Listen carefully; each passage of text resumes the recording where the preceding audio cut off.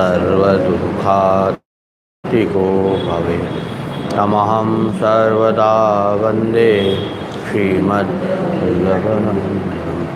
अज्ञानतिमिरान्धस्य ज्ञानाञ्जनशलाकया चक्षुरुन्मीलितं येन तस्मै श्रीगुरवे नमः। हृदये शेषे लीलाक्षिरातिशायि लक्ष्मीसहस्रलीलाभिः सेव्यमानं कलानिधिं चतुर्भिश्च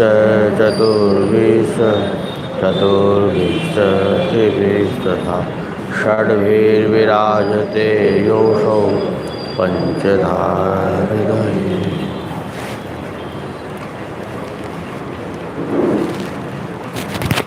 અહીં જે પ્રમેયનું જે વર્ણન છે એ ત્રણ કોટીમાં સ્વરૂપ કોટી, કારણ કોટી અને કાર્ય કોટી. હવે કારણ કોટીમાં 28 તત્વોનું વર્ણન એ કારણ કોટીમાં આવે.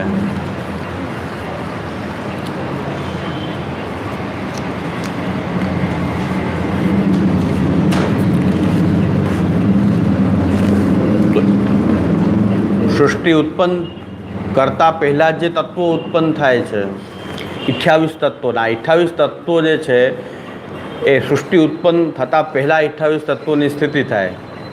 ભગવાન એ તત્વોનું રૂપ ધારણ કરીને પછી સૃષ્ટિ એમાંથી સૃષ્ટિ પ્રકટ થાય એટલે એને કારણ રૂપ કહેવામાં આવે છે. આમાંથી સૃષ્ટિ ઉત્પન્ન થશે એની પહેલાંના જે 28 તત્વો જે છે એ આપણે ખાસ પ્રમેય પ્રકરણ આપણું બહુ મહત્ત્વનું અને એની અંદર પણ આ 28 તત્વોનું વર્ણન કે જેનાથી આ સૃષ્ટિ પ્રક્રિયા આખી ઉત્પન્ન થાય છે એને આપણે અત્યાર સુધી ભણ્યા છીએ, પણ હવે વિસ્તારથી સમજીએ છીએ એક એક તત્વનું નિરૂપણ.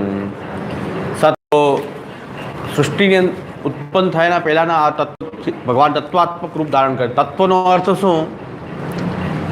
તત્ આપણે સાંકર વેદાંતમાં બહુ આવે છે તત્વમસી.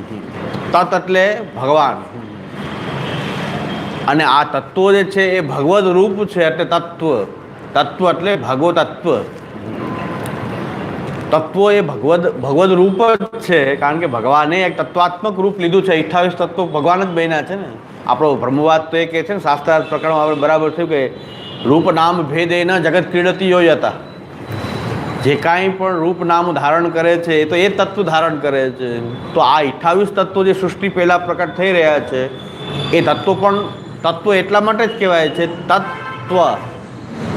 તત્ એટલે ભગવાન, તો એટલે એનું ભગવદ રૂપ પણ હોવું, ભગવાન હોવું. આ તત્વ જે છે 28 તત્વ છે એ ભગવાનનું જ રૂપ છે કારણ કે દરેક એ રૂપ નામ વિભેદ એના જગત ક્રીડતી જોઈ હતા. એના રૂપ નામ વિભેદથી જ આ બધી લીલા અને ક્રીડા એ કરી રહ્યો છે. હવે એક એક તત્વને આપણે સમજ્યા છીએ તો સત્વ રજ તમ એ 3 ગુણનું વર્ણન સમજ્યા આપણે. પછી પ્રકૃતિ, પુરુષ અને પ્રકૃતિ.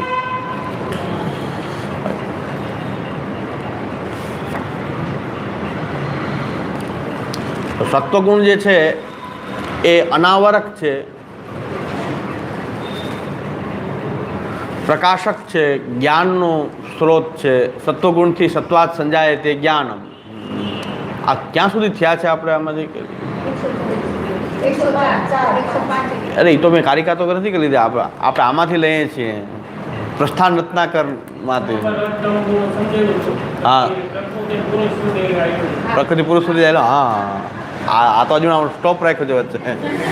આપણે આમાંથી એક એક તત્વને અલગ જે પુરુષોત્તમજી પ્રસ્થાન રત્નાકરમાં જે સમજાવ્યા છે એક એક તત્વને એ આપણે સમજીએ છીએ.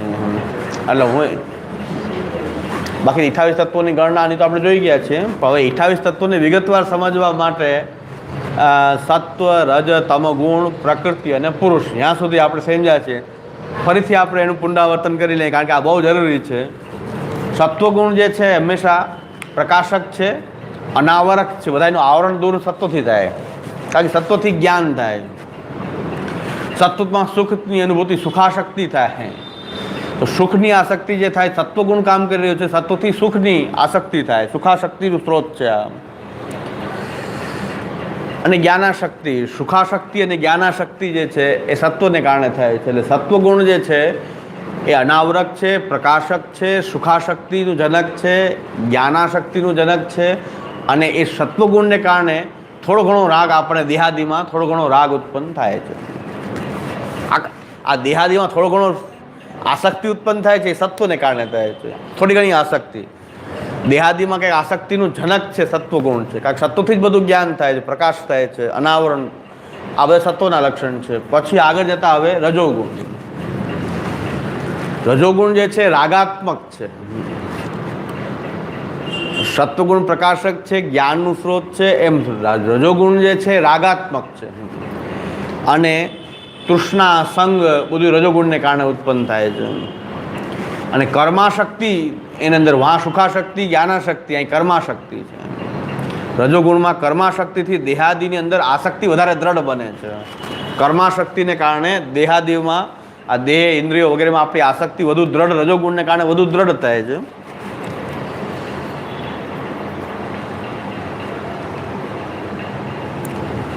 તો આપણે કામ એશ, ક્રોધ એશ, રજોગુણ સમજવા.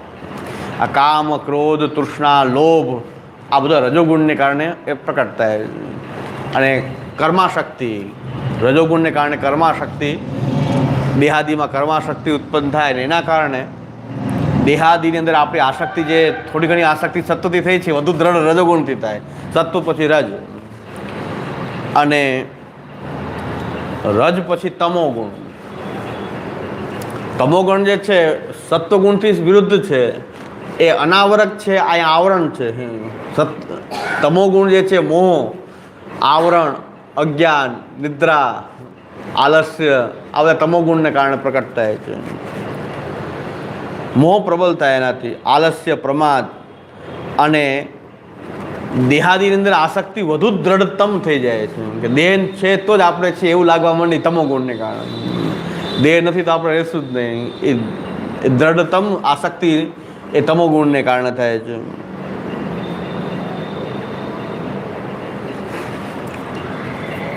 તમોગુણને ઓળખવું હોય તો અપ્રકાશ, કોઈ વસ્તુનું પ્રકાશ ન થવો, અજ્ઞાન, અને પ્રવૃત્તિ ન થવી, આલસ્ય વગેરે એ તમોગુણના કારણો છે. એટલે તમોગુણ, રજોગુણ થતું આપણી અંદર સત્વગુણ ક્યારેક પ્રકટ થતો હોય, ક્યારેક રજોગુણ થતો હોય, તમોગુણ આપણું બધું મિશ્રણ છે ને આપણી અંદર. ત્રણ ગુણ આપણી અંદર મિશ્રણ થયેલા છે. આ બધી વસ્તુ આપણી અંદર જોવા મળે છે. તો આપણી જે દેહાશક્તિ જે છે, દેહાદીની અંદર આસક્તિ છે, દ્રઢતમ આસક્તિ જે છે એ તમોગુણને કારણે થાય છે. કે દેહ નહીં રહે તો શું થશે, દેહ નહીં રહે તો આપણે નહીં રહે એવું લાગવા માંડે આપણને, એ તમોગુણનું પરિણામ છે. એટલે રજ, આ ત્રણ ગુણ છે, સત્વ, રજ, તમ, આ ત્રણ ગુણો. હવે આ ત્રણેય ગુણોની મિશ્ર સામ્ય અવસ્થા, ત્રણેય ગુણોની સામ્ય અવસ્થા છે એક પ્રકૃતિ છે, મૂળભૂત પ્રકૃતિ છે ત્રણેયની સામ્ય અવસ્થા.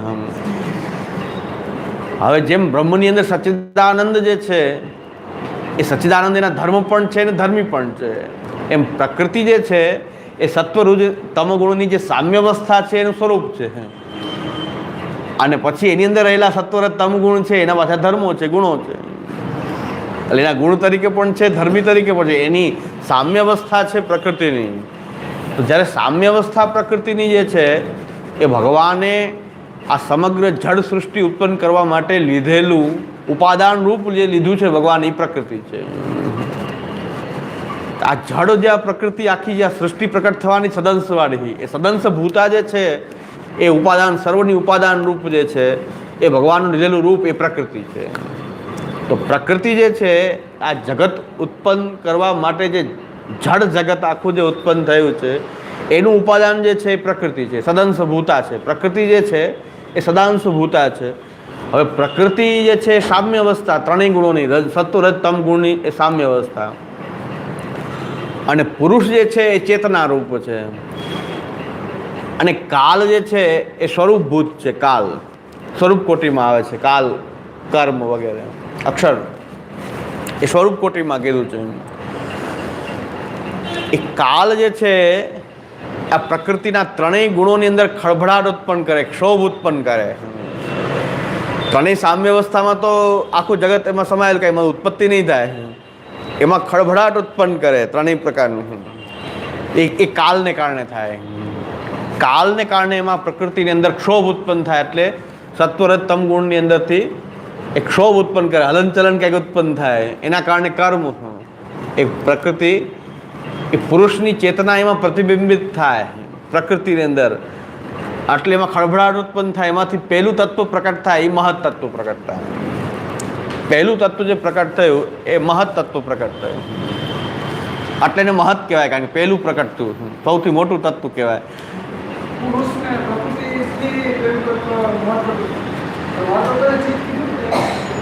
આવશે આજે, આમ બહુ વિસ્તાર છે આનો. એટલે આધિભૌતિક રૂપ એનું ચિત્ત છે, આધિભૌતિક રૂપ ચિત્ત, આ મહત્વ એનું આધિભૌતિક રૂપ જે છે એ ચિત્ત થઈ જાય.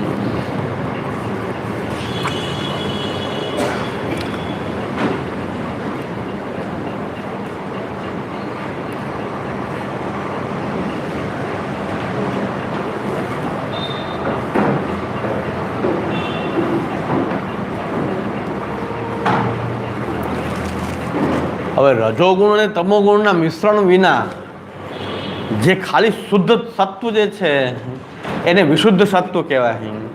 અને વિશુદ્ધ સત્વની અંદર ભગવાન અવતાર ધારણ કરતા હોય છે. તો ભગવાનનું અવતાર રૂપ જે હોય છે એ વિશુદ્ધ સત્વાત્મક કીધું છે. તો વિશુદ્ધ સત્વાત્મક કયું કે જેમાં રજોગુણ તમોગુણ મિશ્રિત ન હોય એવું શુદ્ધ સત્વ જે છે એને ભગવાન પોતાનું આધાર બનાવીને પ્રકટતા હોય છે અવતાર કાર્ય. તો એને વિશુદ્ધ સત્વ કહેવાય. વિશુદ્ધ સત્વ એટલે શું કે જેમાં રજોગુણ તમોગુણ મિશ્રિત નથી.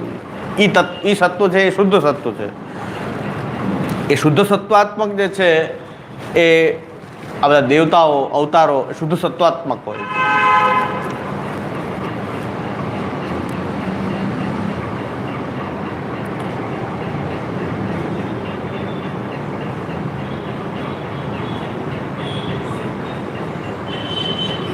આ સત્વરજ તમોગુણ પાસે કેમાંથી પ્રકટ થયા છે?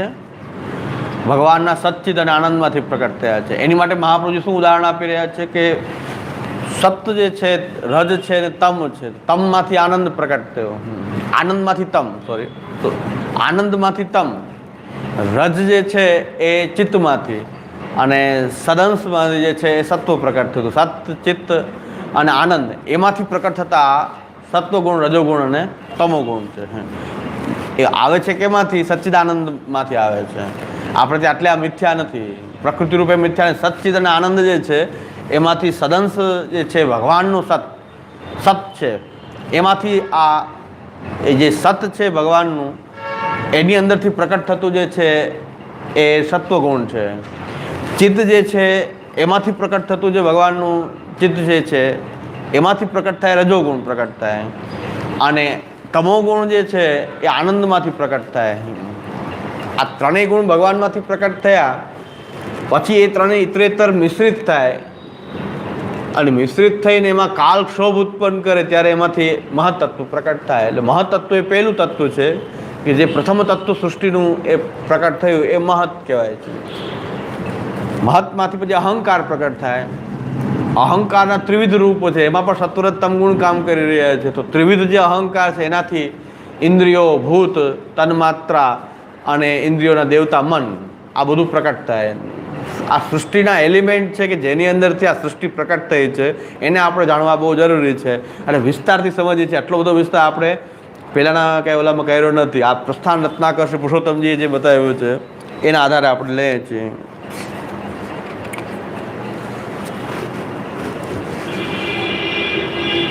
હવે આવે છે પુરુષ રૂપ. પ્રકૃતિનું રૂપ આપણે જોયું કે ત્રણેયની સામ્ય અવસ્થા એ પ્રકૃતિ, અને પ્રકૃતિની અંદરથી ક્ષોભ ઉત્પન્ન થઈને એમાંથી આ સૃષ્ટિ પ્રકટ થતી હોય છે. પછી પુરુષ રૂપ છે.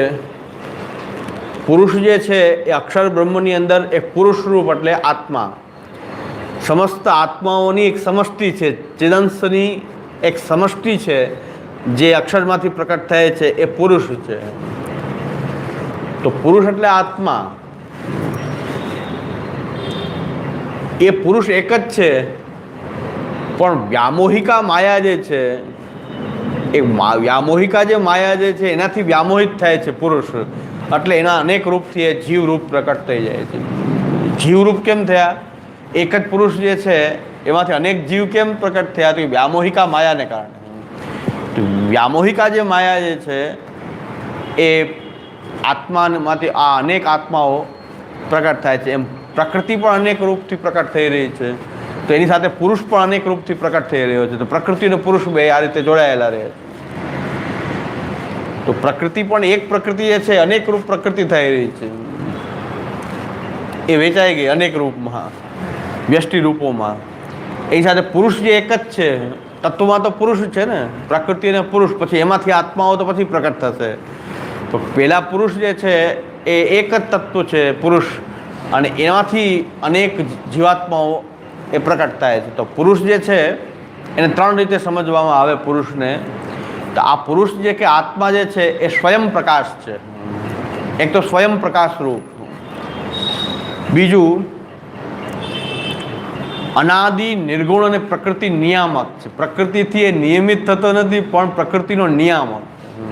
પ્રકૃતિની અંદર નહીં આવે પુરુષ, કારણ કે એ પ્રકૃતિથી નિયમિત થતો નથી, એનું સંચાલન પ્રકૃતિ દ્વારા નથી થતું, પણ એ જોડાય છે એટલે પ્રકૃતિ નિયામક છે, અનાદિ નિર્ગુણ.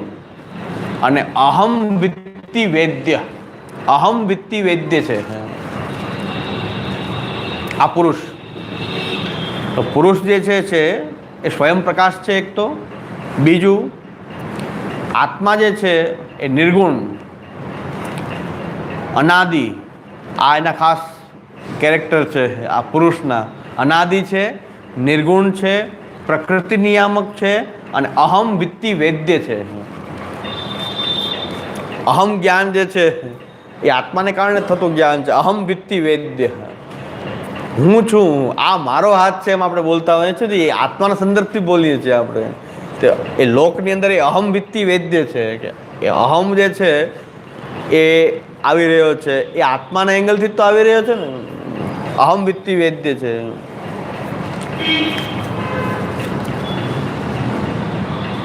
અને બીજું કે આત્મા જે છે એ તો શુદ્ધ છે, પણ છતાં એનો સંસર્ગ દેહાદિનો સંસર્ગ એને થાય છે. વ્યામોહિકા માયાને કારણે એ પોતાને જીવરૂપ માને અને એને અવિદ્યાનો સંપર્ક થાય. તો જીવની શક્તિ અવિદ્યા, અક્ષરની જે છે એ શક્તિ એ ભગવાનની શક્તિ સર્વભૌમ સામર્થ્ય રૂપો છે, અને અક્ષર બ્રહ્મની શક્તિ છે એ પ્રકૃતિ છે, અને જીવની શક્તિ જે છે અવિદ્યા છે, કારણ કે અવિદ્યાને કારણે જીવ પણ છે આત્માને. તો આત્માને દેહાદિનો કોઈ સંસર્ગ છે, આત્મા દેહાદિના સંસર્ગમાં રહે છે, એનાથી મુક્ત થાય ત્યારે મુક્ત અવસ્થા થઈ જાય. અવિદ્યાને કારણે દેહાદિથી બંધાયેલું, બધાથી એ દેહાદિથી જોડાયેલું રહે છે. હવે સ્વયં પ્રકાશ કેમ માનવામાં આવે આત્માને, પુરુષને સ્વયં પ્રકાશ કેમ માનવામાં આવે? કોઈ બીજા દ્વારા એ પ્રકાશિત નથી, એ પોતે સ્વયં પ્રકાશ છે. આત્મા એ સ્વયં પ્રકાશ છે. એ કેવી રીતે ખબર પડે કે આત્મા સ્વયં પ્રકાશ છે? તો સુષુપ્તિ.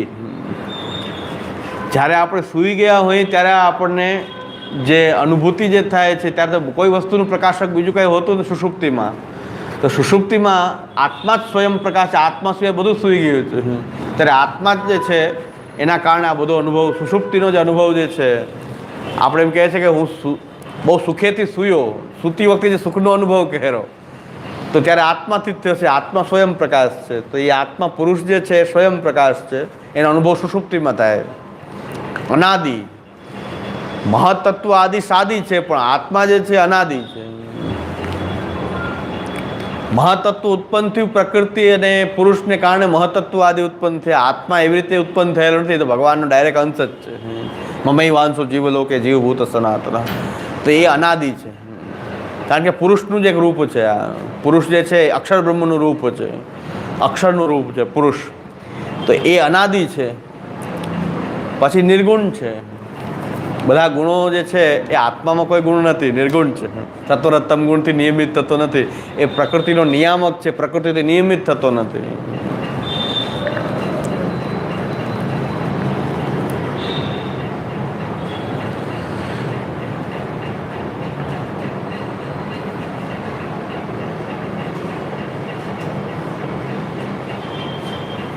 આ પુરુષનું નિરૂપણ છે કે આ પુરુષનું નિરૂપણ. ત્રણ પ્રકાર આપણે એમાં ખાસ જોયું કે સ્વરૂપ દ્રષ્ટિથી આત્મા સ્વયં પ્રકાશ છે, લોકમાં એ અનાદિ નિર્ગુણ પ્રકૃતિ નિયામક, અને અહમ વિત્તિ વેદ્ય. અહમ વિત્તિ વેદ્ય એટલે અહમ જે છે એ આત્માના એંગલથી જ આપણે બોલતા હોઈએ છીએ. મારો હાથ છે એટલે કોનો હાથ છે? એ આત્માને કારણે આપણે બોલતા હોઈએ છીએ. દેહાદિમાં પણ અહમ વિત્તિ તો આપણને આભાસિક છે, એ દેહમાં પણ એ આભાસિક હોય છે, પણ એ દેહ જે છે એ પ્રકૃતિથી નિયમિત થયેલો છે, આત્મા પ્રકૃતિ નિયામક થયેલા. એક એક વિશેષણનું અહીંયા આપણે આ જે ચર્ચા કરી છે હજી એની વિસ્તારથી ચર્ચા કરીએ. અનાદિ કહેવાનું તાત્પર્ય એ છે કે મહતત્વ વગેરે સાથે એની તુલના ન થાય એટલા માટે એને અનાદિ કીધું. નિર્ગુણ કહેવાનું તાત્પર્ય કે સત્વરતમ ગુણ જે પ્રકૃતિ છે એનાથી નિયમિત આત્મા હોતો નથી, એનાથી જોડાય છે, વાત બરાબર છે, પણ એ પ્રકૃતિથી બનેલી પદાર્થ નથી એટલે એ નિર્ગુણ કીધો છે. નિર્ગુણ એટલે કે પ્રકૃતિના રજૂ સત્વરતમ ગુણથી બનેલો કોઈ પદાર્થ નથી આત્મા. દેહ જે છે એ પણ અહમવિત્તિ વેદ્ય તો દેહ પણ છે, નિર્ગુણ તો કાલ પણ છે. તો કાલથી એને જુદો પાડવા માટે કાલ પણ નિર્ગુણ છે. તો કાલને આત્મા કેવી રીતે જુદો પાડી શકાશે? તો એમ કહે છે કે અહમવિત્તિ વેદ્ય નથી હોતો કાલ. આ એક એક વિશેષણ જે આપ્યા છે એનું મૂલ્ય છે. અહમવિત્તિ વેદ્ય કાલ નથી, અહમવિત્તિ વેદ્ય તો આત્મા જ હોય છે. કાલમાં અહમવિત્તિ વેદ્ય નથી થતો. એટલે એક એક વસ્તુનું મૂલ્ય છે કે અનાદિ, નિર્ગુણ, અહમવિત્તિ વેદ્ય, પ્રકૃતિ નિયામક. તો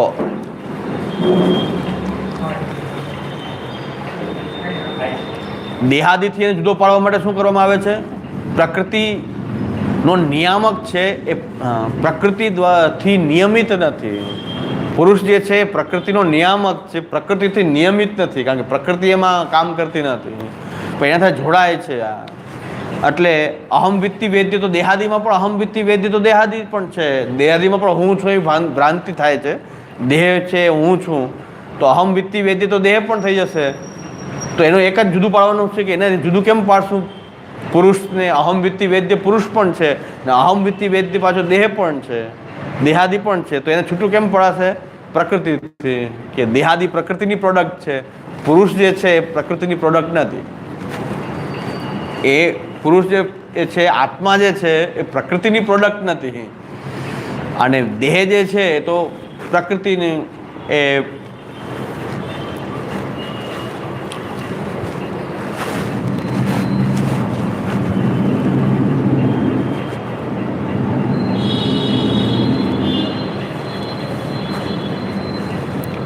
એટલે આ પુરુષનું નિરૂપણ થયું, પ્રકૃતિ અને પુરુષ થયું.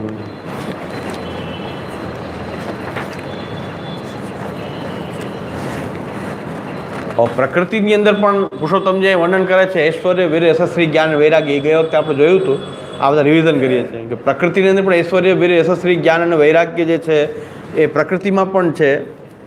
તો કેવી રીતે છે?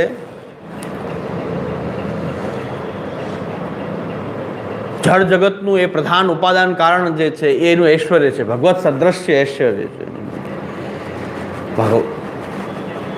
જેમ પ્રકૃતિ આ જળ જગતનું ઉપાદાન કારણ છે ભગવાનની જેમ, એનું ઐશ્વર્ય છે કે આખું આ પ્રકૃતિ જે છે આ જળ જગતનું એ ઉપાદાન કારણ છે. બધા જ કાલની અંદર પ્રકટ થતા હોય છે. પ્રકૃતિ જે છે એ કાલ સાથે પ્રકટ થાય છે, કાલની અંદર પ્રકટ થતી નથી. એનું વીર્ય છે, ઐશ્વર્ય, વીર્ય. અને એ કાલની બહારની વસ્તુ હોવાથી નિત્ય છે. કાલની અંદર આવશે એ બધું નાશવાન હશે, પણ કાલની બહાર વહી જાય એ પદાર્થ જે છે તો એ કાલની અંદર આવતી વસ્તુ નથી, પણ એટલે એ નિત્ય છે, એનું યશ છે. અને પ્રકૃતિ જે છે સદ અસદાત્મક છે, એટલે કે કાર્ય કારણ રૂપ છે. તો એનું શ્રી ગુણ છે, અને એમાં કોઈ વિશેષ નથી, સામ્ય છતાં વિશેષવતી બની જાય છે. એનું જ્ઞાન અને વૈરાગ્ય બતાવે છે. એની અંદર કોઈ પણ પ્રકારનું વિશેષ ન હોવા છતાં વિશેષવતી બને છે પ્રકૃતિ. વિશેષ એટલે કે સામાન્ય અને વિશેષ. મનુષ્ય છે આપણે બધા સામાન્ય જ છે, પણ એમાં આપણે કોઈ જ્ઞાતિના છે, કોઈ ધર્મના છે, કોઈ પુરુષ છે, કોઈ સ્ત્રી છે, એ આપણું વિશેષ છે. અનંત વિશેષ પ્રકટ થાય છે. સામાન્ય મનુષ્ય તરીકે આપણે સામાન્ય છીએ બધા, પણ એમાં બ્રાહ્મણ, કોઈ ક્ષત્રિય, કોઈ વૈશ્ય, કોઈ શુદ્ર, કોઈ પુરુષ, કોઈ સ્ત્રી, કોઈ કાળા, કોઈ ગોરા, એ બધા વિશેષો છે. સામાન્ય અને વિશેષ એમ બે પદાર્થ. તો પ્રકૃતિ જે છે એમાં વિશેષ પણ નથી હોવા છતાં પણ વિશેષવતી બની જાય છે સત્વરતમ ગુણના ઇતરેતર મિશ્રણથી. એ સામ્ય અવસ્થામાં જુઓ તો એમાં કોઈ વિશેષ નથી, પણ ક્યારેક રજોગુણ વધારે, ક્યારેક તમોગુણ વધારે, એવી રીતે એ વિશેષવતી પણ બની શકે છે. એટલે એ એનું જ્ઞાન અને વૈરાગ્યમાં સમાયેલો છે. હવે આવે છે મહત તત્વ.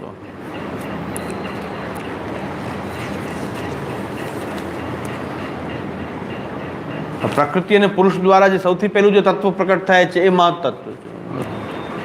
પ્રકૃતિ અને પુરુષની ચેતના એ પ્રકૃતિમાં પ્રતિબિંબિત થાય, કાળ દ્વારા ક્ષોભિત થાય, અને પ્રકૃતિ અને પુરુષ જે છે એ પુરુષના ચૈતન્યના પ્રતિબિંબથી પ્રકૃતિમાં જે ક્ષોભ ઉત્પન્ન થાય, અને જે પહેલું તત્વ જે પ્રકટ થાય એ તત્વને મહત તત્વ કહેવાય છે. મહત તત્વ એટલે પહેલું તત્વ એવું પ્રકટ થાય છે, મહત તત્વ, જેને આપણે આખી બ્લુ પ્રિન્ટ કહી શકાય, સૃષ્ટિની આખી બ્લુ પ્રિન્ટ કહી શકાય. આખી સૃષ્ટિ જે છે એ મહતત્વની અંદર એનો આધાર મહતત્વ છે. જેમ કે આપણે કેવા બનશું, આપણી પર્સનાલિટી કેવી હશે એ આપણા ડીએનએની અંદર સંગ્રહિત છે રંગસૂત્રો દ્વારા. એમાં બધું જ આપણી પર્સનાલિટીનું આખું સાર એમાં રહેલો હોય છે ડીએનએની અંદર. એનું બીજ હોય છે ને એમાંથી આખી આ જે પ્રકારના ડીએનએ હોય એ પ્રકારથી જ આખું માણસની આખું નિર્માણ થાય. નકશો બને, નકશો બનાવીને એક બ્લુ પ્રિન્ટ બનાવી રાખે, એના આધારે ભવન નિર્માણ થાય. તો એ બ્લુ પ્રિન્ટ આખી જે સૃષ્ટિની જે છે એ મહતત્વ છે. એ મહતત્વ છે. અને એ બ્રહ્માજીનું શરીર પણ છે. મહતત્વનું આધ્યાત્મિક રૂપ જે છે એ બ્રહ્માજીનું શરીર છે. કે બ્રહ્માજીના શરીરમાં મહતત્વ છે.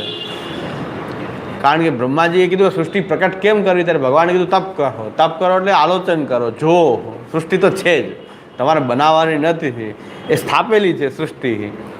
બ્રહ્માજી તો ખાલી એના એ સૃષ્ટિ પોતે પોતાની અંદર જ જોઈ, બ્રહ્માજી પોતાના શરીરમાં. ભગવાને આખી સૃષ્ટિ ત્યાં સ્થાપેલી છે, સૃષ્ટિ બનાવી નથી.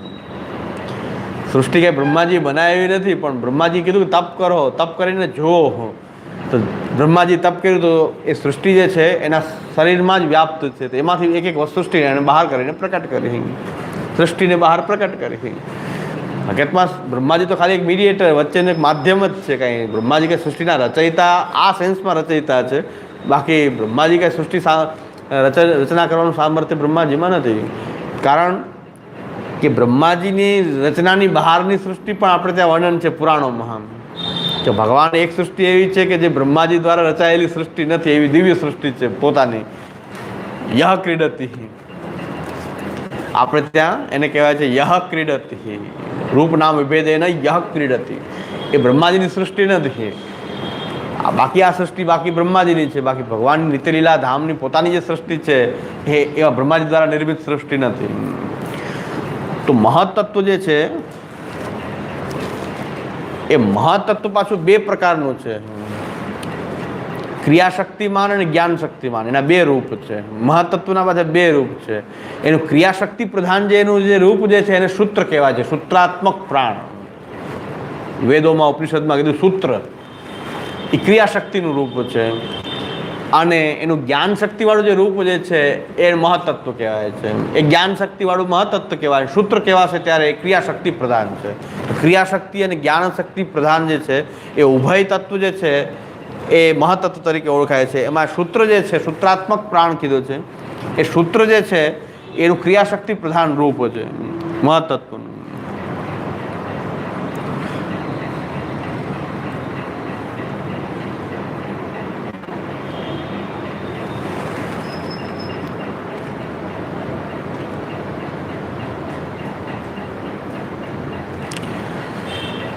હવે આ મહતત્વ જે છે એનું આધિભૌતિક લક્ષણ જે છે એ ચિત્ત છે. મહતત્વનું ત્રણ રૂપે જોશું આપણે. આધિભૌતિક રૂપ મહતત્વનું, આધ્યાત્મિક રૂપ. આધ્યાત્મિક રૂપના અંદર ત્રણ રૂપ એના, સત્વગુણ પ્રધાન, રજોગુણ, તમોગુણ. એમાં ત્રણેય છે ને, બાજુ મહતત્વ બધું આવશે. સત્વરતમ ત્રણેય ગુણોથી એ મિશ્રિત થશે. અને એમાં સાત્વિક રાજસ તામસ પણ આવી ગયું, મહતત્વમાં આવી ગયું. કારણ કે એ પ્રકૃતિની એ પહેલો પુત્ર છે, પ્રકૃતિનો પહેલો પુત્ર છે મહતત્વ. તો પ્રકૃતિનો પ્રોડક્ટ હોવાથી બધી પ્રકૃતિની બધા ગુણો એની અંદર સત્વરતમ ગુણ એની અંદર આવશે મહતત્વમાં. તો એના પાછા ત્રણ રૂપ થશે, સાત્વિક રાજસ તામસ. એના આધ્યાત્મિક રૂપ થશે, આધિદૈવિક રૂપ થશે.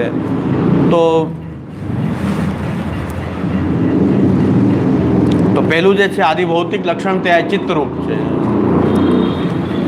અને ચિત્તનું સ્વરૂપ કેવું છે? ચિત્તના લક્ષણ કેવા છે? તો કે નિર્વિષય, સર્વ વિકારોથી રહિત, જ્ઞાનાત્મિકા વૃત્તિવાળું. એ ચિત્ત હોય છે. આપણે અંદર પણ ચિત્ત તો આપણી અંદર પણ છે. એ નિર્વિષય છે, જ્ઞાનાત્મિકા વૃત્તિવાળું છે અને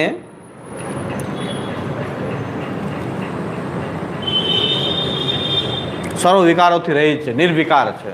નિર્વિષય, નિર્વિકાર ચિત્ત છે, નિર્વિકાર છે. નિર્વિકાર એટલે શું કે જે કાંઈ પણ થાય છે એની એ ગ્રહણ કરે છે, બધી છાપ એની અંદર પડતી હોય છે. પોતે નિર્વિકાર નિર્વિષય છે. તો નિર્વિષય છે, નિર્વિકાર છે ને જ્ઞાનાત્મિકા વૃત્તિવાળું છે. જ્ઞાન છે, ચિત્તમાં જ્ઞાન બધું થાય છે, પણ ચિત્ત જે છે પોતે નિર્વિકાર છે. ચિત્તની અંદર કોઈ વિકાર થતો નથી, પણ ચિત્ત બધું અંદર જે કાંઈ પણ હોય એની છાપ એમાં પડે. અરીસાની જેમ અરીસામાં જેવો સામે ઊભે એવો એની છાપ એમાં પડે. તો હકીકતમાં પાણીમાં કોઈ રંગ નથી, પાણીમાં જેવો રંગ નાખો એવો રંગ એમાં પ્રકટ થાય. એટલે ચિત્ત આપણે ત્યાં કેવું છે, આવું સ્ટોરેજ જેવું છે કે જે કાંઈ પણ સંસ્કારો છે બધા એમાં સંગ્રહિત થાય. ચિત્ત આપણું એવું છે કે જેમાં ખાલી સંગ્રહ થાય. તો એ નિર્વિકાર છે, નિર્વિષય છે ને જ્ઞાનાત્મિકા વૃત્તિવાળું છે ચિત્ત. એનું આધિભૌતિક મહત્તત્વનું એક આધિભૌતિક રૂપ છે આ. હવે બુદ્ધિ જે છે, બુદ્ધિથી એનું પાર્થક્ય કરવા માટે આપણે કહીએ છીએ નિર્વિષય છે. બુદ્ધિ ક્યારે નિર્વિષય હોતી નથી. બુદ્ધિને ક્યાંક ને ક્યાંક વિષય હોય. બુદ્ધિ ક્યાંક ને ક્યાંક વિષયનું જ્ઞાન કરતા હોય. બુદ્ધિ નિર્વિષય હોતી નથી. તો બુદ્ધિથી આ મહત્તત્વ જુદું છે, ચિત્ત જુદું પડે છે. કેવી રીતે કે એમાં નિર્વિષયપણું જે છે એ ચિત્તમાં હોય છે, બુદ્ધિ નિર્વિષય હોતી નથી. સર્વ વિકારોથી રહિત.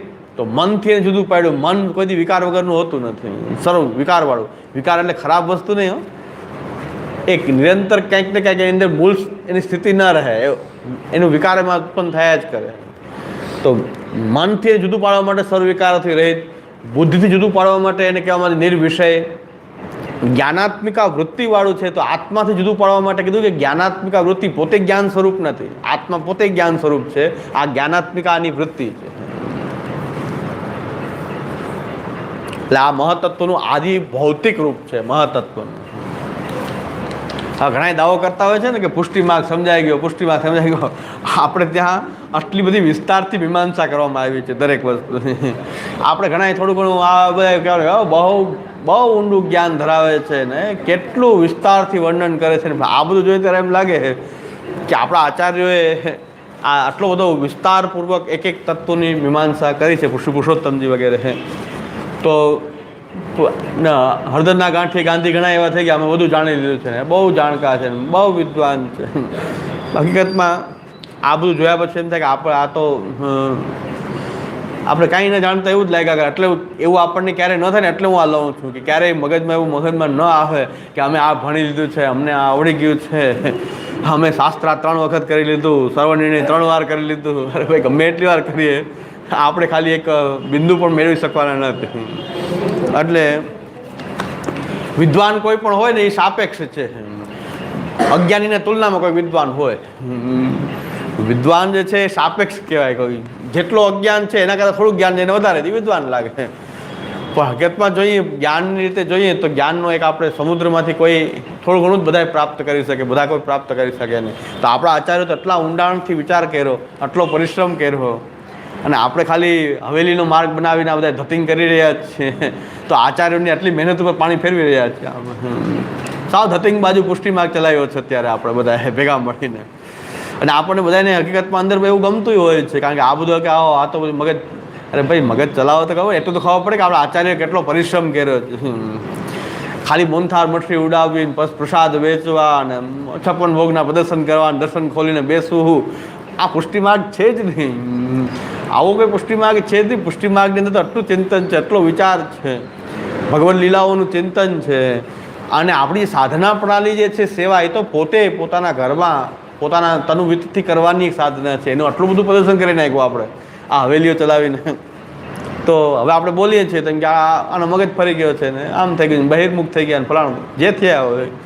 પણ હકીકતમાં જેટલો સમય આપણે બીજી પ્રવૃત્તિમાં વિતાવશું એટલું આપણે આનાથી વંચિત રહીશું. એ નક્કી છે. કાંઈક બીજું કાંઈ પણ વિસ્તાર કરી દઈશું તો આપણે આ ક્યારે જોશું, બીજી પ્રવૃત્તિઓ વધારશું. તો આપણે આ ગ્રંથો જે આચાર્યોએ એટલું બધું આપણને આપ્યું છે, વારસો છે, આ સંપ્રદાય એટલે જરૂરી છે. ઘણા કે સંપ્રદાય ન જોઈએ, બરાબર. સંપ્રદાય બહુ જરૂરી છે, કારણ કે પૂર્વાચાર્યો તરફથી મળેલી એક તમને આખું એક બેકગ્રાઉન્ડ છે. તમે આ બધું વિચારવા જાઓ તો ક્યારે વિચારી શકો? તો આ તો આપણને એક વારસો મળ્યો છે. તમારે પિતાની સંપત્તિ લઈ લેવી છે, સાસરાની મળે તો લઈ લેવી સંપત્તિની, કોઈ બીજું તમને કોઈ મિલકત આપતું હોય તો એની તમે લઈ લ્યો છો. તો ત્યાં કોઈ એમ નથી કીધું સંપ્રદાય જરૂર નથી. સંપ્રદાય એટલે મળેલો વારસો જે આપણને પૂર્વાચાર્યો તરફથી, પૂર્વજો તરફથી મળ્યું છે. તો સંપ્રદાય શું કામ ન હોવો જોઈએ? સંપ્રદાય હોવો જોઈએ, કારણ કે પૂર્વજોએ આપણને જે આપ્યું છે એને શું કામ ગ્રહણ ન કરવું જોઈએ? આપણા પૂર્વજોએ આપ્યું એ શું કામ ન ગ્રહણ કરીએ? આ તો અત્યારે સેક્યુલરિસ્ટ બધા થયા છે, એ સાવ મૂર્ખ લોકો છે, કેમ કે સંપ્રદાય જરૂરી નથી, સંપ્રદાય મુક્ત જોઈએ ભારત. અરે સંપ્રદાય તો બહુ જરૂરી છે, સંપ્રદાય તો બહુ જરૂરી છે. કોંગ્રેસીઓને ગાંધીજીનો વારસો મળ્યો છે તો કેમ નથી સ્વીકારવો? એ નથી સ્વીકારવો? ગાંધીજીનું નામ નથી વટાવતા, નથી કોઈ નહેરુનું નામ વટાવતા? તો એ વારસો છે ને. તો સંપ્રદાય મુક્ત થવું હોય તો તમારે નહેરુ ગાંધીનું નામ છોડી દેવું જોઈએ. ભારતીય જનતા પાર્ટી વાળા સંપ્રદાય મુક્તની વાત નથી કરતા, પણ છતાં કરતા હોય તો એને વારસો તો મેળવો છે ને, એના પૂર્વજો તરફથી મળેલો વારસો છે. अब बनेगी अटल सरकार, अटल विश्वास, तो अटलजीનું નામ તમે લ્યો તો છો ને. પૂર્વજો, કોઈ પણ પૂર્વજોનો જો વારસો છે તો આપણે ગર્વથી સ્વીકારવો જોઈએ. સંપ્રદાય તો જરૂરી છે કે અમારા પૂર્વજોએ આપેલો આ વારસો છે, બેકગ્રાઉન્ડ છે અમારું, અને એ બેકગ્રાઉન્ડના આધારે અમે સાધના કરી રહ્યા છીએ. ગમે તેમ સાધના ફલીભૂત નથી થતી. કોઈ સંપ્રદાય વિશેષની અંદર પ્રવૃત્ત થઈને કોઈ પણ સંપ્રદાય, પુષ્ટિ માર્ગ નહીં, તો બધી જગ્યાએ સંપ્રદાય જરૂરી છે. શાંકર હોય, રામાનુજ હોય, માધવ હોય, નિંબાર્ક હોય, પણ કંઈક સંપ્રદાય તો છે ને છે. સંપ્રદાય વગરની સાધના પછી કેવી હોય છે? આસારામ જેવી. સંપ્રદાય મુક્ત બધા કેવા હોય છે? તો કે આસારામે ગુરુ બની જાય ને રામ રહીમે ગુરુ બની જાય, એ સંપ્રદાય મુક્ત છે. સંપ્રદાય મુક્તો થશે તો આવા ઢોંગી લોકો ગુરુઓ બનશે, ઢોંગી લોકો જે છે એ ચેલા બનાવવા માંડશે, પછી અંધ પરંપરા બધી શરૂ થાય. સંપ્રદાય હશે તો એક વ્યવસ્થા હશે, એ વ્યવસ્થાના આધારે આપણે ચાલશું. આપણા પૂર્વજો તરફ શ્રી મહાપ્રભુજી, આપણા આચાર્ય, જે સંપ્રદાયના આચાર્ય હોય એમનો વારસો, એમના ગ્રંથો, એના આધારે ચાલવું તો સાધના ફલીભૂત થાય છે. શ્રી મહાપ્રભુજી પણ આજ્ઞા કરે છે, અહમ નિરુદ્ધો રોધે ને નિરોધ પદવીમ ગતા નિરુદ્ધાનાંત રોધાય નિરોધમ વર્ણયામિ. તે મહાપ્રભુજી એમ કે જે રીતે મેં ભગવાનની અંદર મારી ભક્તિ નિરોધ અવસ્થાને પ્રાપ્ત કરી, એ જ ઉપાય હું તમને બતાવું છું. અમે જ્યાં જે રીતે પહોંચ્યા એ ઉપાય તમને બતાવીએ છીએ કે આ ઉપાયથી આમ પહોંચી શકાય. તો સંપ્રદાય મુક્તની આવશ્યકતા નથી, સંપ્રદાય તો જાળવવાની જરૂર છે, સંપ્રદાયનું રક્ષણ કરવાની જરૂર છે. અત્યારે હવેલી ચલાવે છે બધા, એ સંપ્રદાયમાં છે જ નહીં.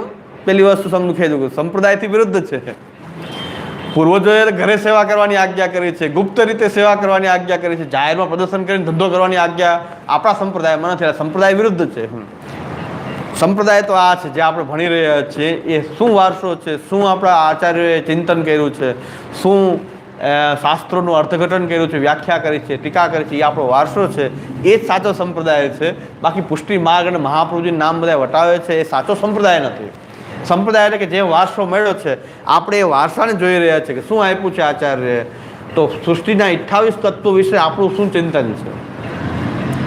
જો અનુકૂળ આવતું હોય તો પુષ્ટિ માર્ગમાં કહેવાય, એટલે આ બધું અનુકૂળ ના આવતું હોય તો એની પુષ્ટિ માર્ગ, કે મહાપ્રભુજી તમને આચાર્ય તરીકે જો માનતા હો તો મહાપ્રભુજી આ રીતે વ્યવસ્થા બતાવી છે, એને આપણે માન્ય કરવી જોઈએ, અને એના આધારે જ આપણે એને પાયો બનાવીને એના ઉપર ઊભીને આપણે સાધના કરશું તો સાધના આપણી ફલીભૂત થશે.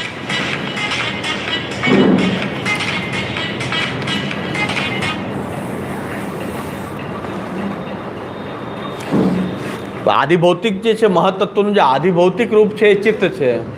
ચિત્ત છે નિર્વિષય છે, સર્વ વિકારોથી રહિત છે, અને જ્ઞાનાત્મિકા વૃત્તિવાળું છે. કારણ કે જ્ઞાન સ્વરૂપ કહેશું તો આત્મામાં જ્ઞાન સ્વરૂપ તો આત્મા છે, તો આત્મા નથી. આ આત્માની સૌથી બાજુમાં રહેલું આ ઇન્સ્ટ્રુમેન્ટ છે કે જેમાં આત્માનો કરંટ પ્રવાહિત સૌથી પહેલાં એની અંદરથી થાય છે. એ આપણું અંતઃકરણ. અંતઃકરણના 4 ભાગમાં સૌથી ઇન્ટિરિયર રહેલી વસ્તુ છે ચિત્ત છે, સૌથી અંદર રહેલી વસ્તુ ચિત્ત છે. એટલે મહાપ્રભુજી આજ્ઞા કરે છે કે ચેતસ તત્પ્રવણમ સેવા તત્સિદ્ધૈ તનુવિત્તજા.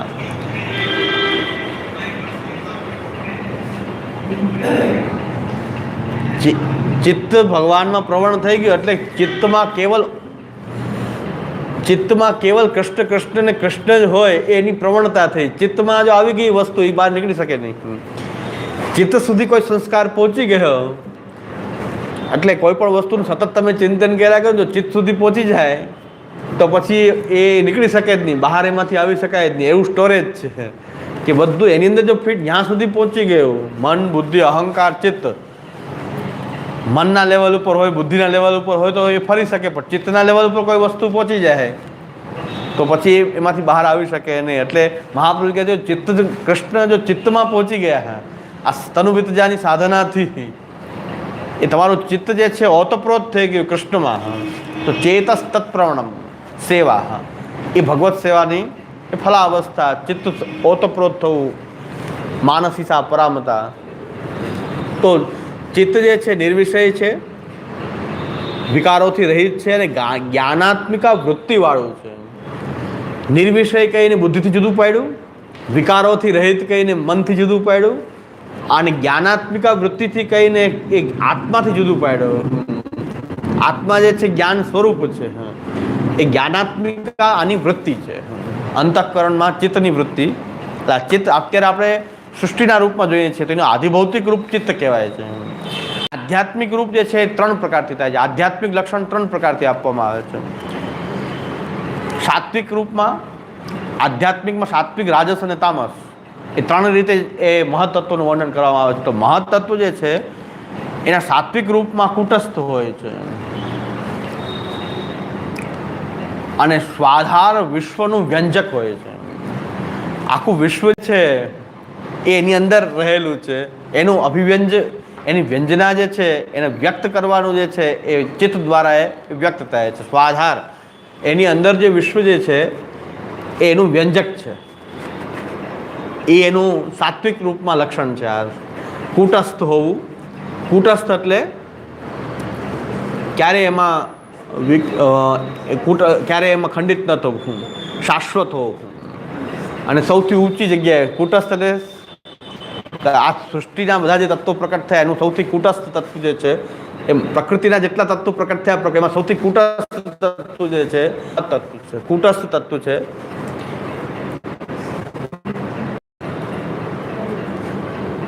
અને વિશ્વનું વ્યંજક છે, સ્વાધાર વિશ્વ વ્યંજક છે. પછી એનું રાજસ લક્ષણ, સાત્વિક લક્ષણ, રાજસ લક્ષણ જે છે એ જગતનું અંકુર રૂપ છે. બીજમાંથી અંકુર ફૂટે ને, જગતનું અંકુર પહેલું જે ફૂટ્યું એ રાજસ લક્ષણ થયું, કારણ કે બીજમાંથી અંકુર ફૂટ્યું તો મહત્તત્વ થયું, પ્રકૃતિમાંથી પહેલું અંકુર ફૂટ્યું હતું, એ જગતનું અંકુર રૂપ જે છે એનું રાજસ લક્ષણ છે. અને છેલ્લે તામસ લક્ષણ એ છે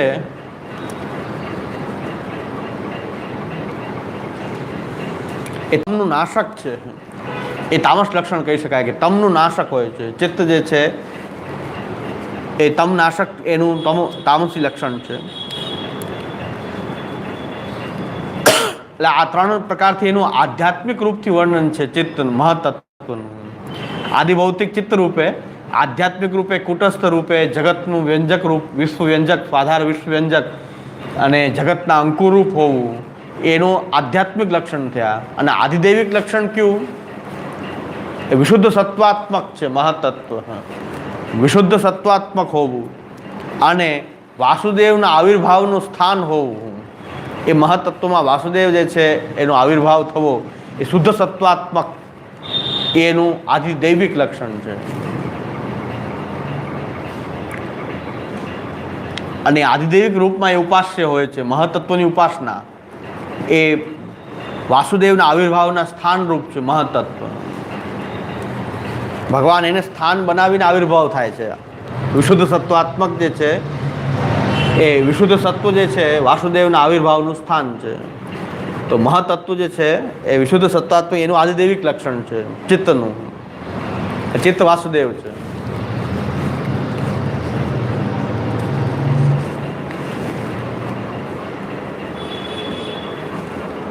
પછી આવે છે અહંકાર. આ ચિત્તનું આખું નિરૂપણ થયું, મહત્તત્વનું નિરૂપણ થયું. આદિભૌતિક લક્ષણથી, આધ્યાત્મિક લક્ષણ સાત્વરતમથી અને આદિદૈવિક વાસુદેવના આવિર્ભાવનું સ્થાનના રૂપમાં એ મહત્તત્વ છે. તો એ મહત્તત્વના આદિદૈવિક રૂપ છે. હવે બીજું આવે છે તત્વ. અત્યાર સુધી આપણે 28માંથી 6 જોયા. સત્વરતમ ગુણ, પ્રકૃતિ, પુરુષ, મહાતત્વ. અને હવે આવે છે સાતમું, અહંકાર.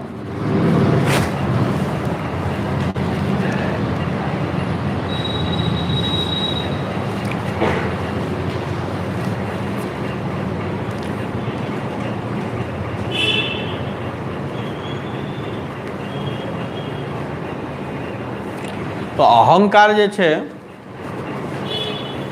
એ મહત્તત્વથી પછી આગળ અહંકાર પ્રકટ થાય છે.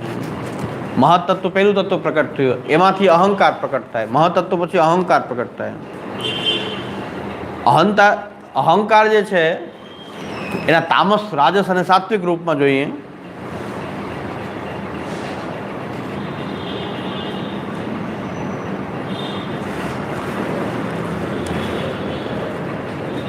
કારણ કે બધા પ્રકૃતિની પ્રોડક્ટ હોવાથી બધામાં તમ રજતમ સત્વરજતમ ગુણ બધામાં આવશે. તો અહંકાર જે છે તામસ રૂપમાં જે છે એ તામસ રૂપમાં જે છે એ તન્માત્રાઓને પ્રકટ કરે છે. એ તામસ અહંકારમાંથી તન્માત્રા પ્રકટ થાય છે, રાજસમાંથી ઇન્દ્રિયો પ્રકટ થાય છે, સાત્વિકમાંથી મન પ્રકટ થાય છે અને દેવતાઓ પ્રકટ થાય છે. તો અહંકારની અંદરથી આ બધા પ્રકટ થયા. તો સાત્વિક રૂપમાંથી મન પ્રકટ થયું, રાજસમાંથી ઇન્દ્રિયો અને તામસમાંથી તન્માત્રાઓ પ્રકટ થાય.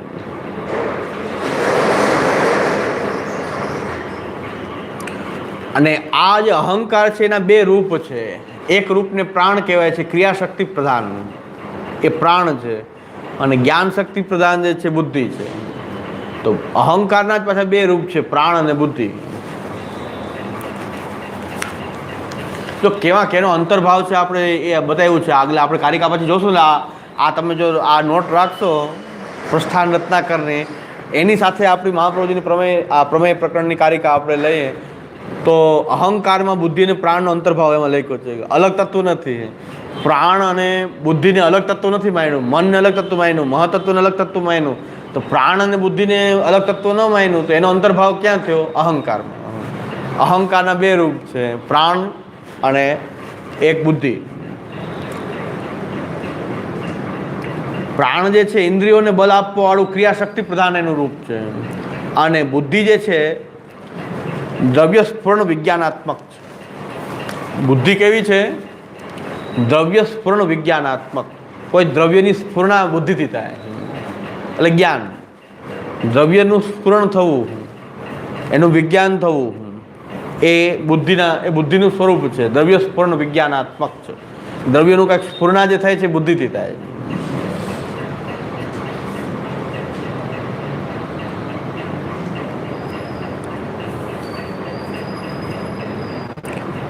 અને આ બુદ્ધિની જે છે 5 વૃત્તિ છે. બુદ્ધિની 5 વૃત્તિ છે: સંશય, વિપર્યાસ, નિશ્ચય, સ્મૃતિ અને સ્વાપ. બુદ્ધિની 5 વૃત્તિઓ છે. એક સંશય, આ છે કે આ છે, એવું સંશય, એ બુદ્ધિની એક વૃત્તિ સંશય છે. આ મનુષ્ય કે થાંભલો છે, બુદ્ધિમાં સંશય થાય. અંધારું હોય ને કોઈ વ્યક્તિ ઉભો છે કે થાંભલો છે, એ સ્થાણુવા નરોવા, એ પ્રકારથી બુદ્ધિ જે છે એની અંદર સંશય વૃત્તિ છે. આ બુદ્ધિની સંશય વૃત્તિ છે. પછી વિપર્યાસ, પીત શંખ. શંખ જે છે સફેદ હોય પણ પીળો પ્રકાશ પડતો હોય, પીળો લાગે તો આપણે વિપર્યાસ છે. જેવો છે એવો ન દેખાય, કંઈક વિરુદ્ધ દેખાય, એ વિપર્યાસ. સુક્તિ રજત. પીત શંખ એવું જ્ઞાન થાય છે, શંખ પીળો છે એવું જ્ઞાન થાય. નિશ્ચય એ પ્રમા છે. નિશ્ચય પાછું યથાર્થ જ્ઞાન, જે છે એવું જ્ઞાન. સ્મૃતિ બાહ્ય ઇન્દ્રિયોથી જે ન થતું હોય પણ અંદર સંસ્કારથી જન્ય હોય, એ સ્મૃતિ છે.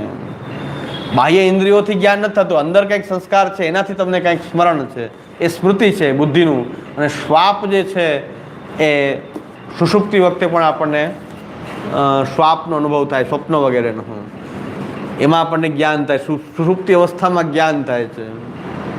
સુષુપ્તિ અવસ્થામાં ઘણું બધું જ્ઞાન થાય. તો એ શ્વાપ છે. તો આ બધી 5 વૃત્તિઓ બુદ્ધિની રહેલી છે, પણ એ બુદ્ધિનો અંતર્ભાવ અહંકારમાં છે. તો બુદ્ધિની 5 વૃત્તિ છે. ને પ્રાણ જે છે ઇન્દ્રિયોને બલ આપે. પ્રાણ નીકળે એટલે ઇન્દ્રિયોનું બલ ખલાસ. પ્રાણ જે છે એ ઇન્દ્રિયોનો બલ આપવાળો છે, એ અહંકારનું જ એક રૂપાંતર છે.